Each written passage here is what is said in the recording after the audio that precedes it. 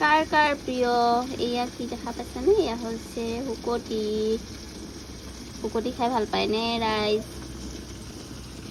এয়া শুকতি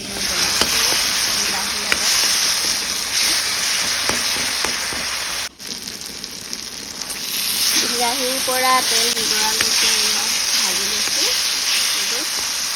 জলকীয়া দিছোঁ, আদা নহৰু অলপ দিছোঁ। তাৰপিছত এতিয়া দি দিম শুকতিখিনি। এইফালে আমি থকা গুৱাহাটী ৰাণী অঞ্চলত কয় ইয়াক হিন্দল। প্ৰথমতে চবেই হিন্দল হিন্দল কয়, মই বোলো কি হয় হিন্দল। পিছত গম পাইছোঁ যে আমি যে শুকতি কওঁ ইফালে মানে হিন্দল বুলি কয়। খাইছে নাই জনাব আপোনালোকে।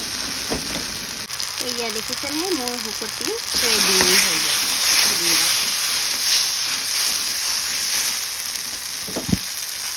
এতিয়া অলপমান ধনিয়া যদি থাকে দি দিব পাৰে, মোৰ ওচৰত বৰ্তমান নাই।